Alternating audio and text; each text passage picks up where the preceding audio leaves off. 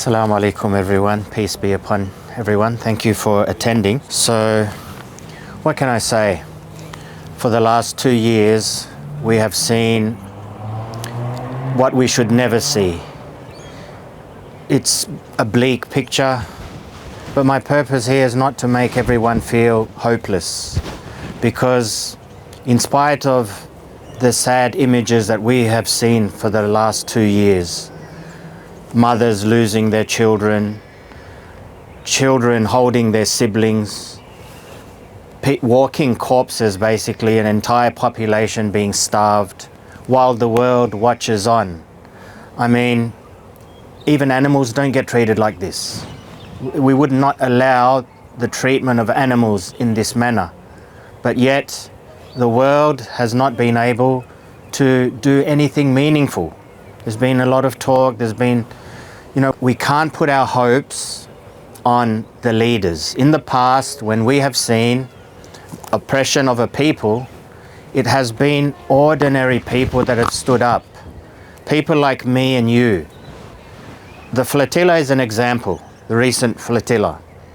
It wasn't a movement of governments or leaders, concerned people like me and you, that they said, look, enough is enough. We need to go there, we need to do something. And they risked their lives. They are doing what our government should be doing. And even though our numbers are small here, this is an opportunity for all of us. One of the things they want us to do is to give up, but we need to keep the pressure on. We need to keep the governments, our leaders, unfortunately, they don't make decisions based on morality. They make decisions based on the pressure of public opinion.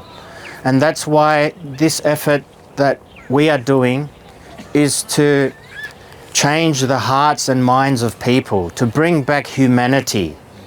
This is a human issue. This has got nothing to do with the left side or right side of politics, religious or non-religious people. This is a matter for our humanity. What are we going to say to our children or our grandchildren that we witnessed something that people in the time of Nazi Germany witnessed? If we were there at that time, would we have tried to do something? Like today, it's happening, and unfortunately, the language that's being used to whitewash this genocide, to characterize it as self-defense. In what world is killing women and children self-defense? So we need to be aware of this, and we need to educate, and sometimes it's an uncomfortable truths that have to be told, because by and large a lot of people are still not knowing. But there is a difference now, there's a shift. The propaganda war is being lost by the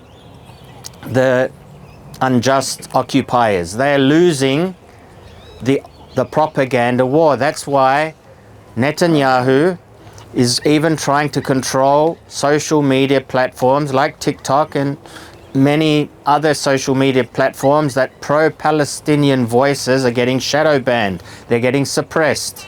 So they want to control every aspect of it. Our job is to keep the pressure on, to make sure this message reaches everywhere. Even the world may forget Palestine, world leaders, but we won't forget Palestine. And that's our duty, to remain as human beings and to have this concern so that the following generations keep on this path. May God help us all.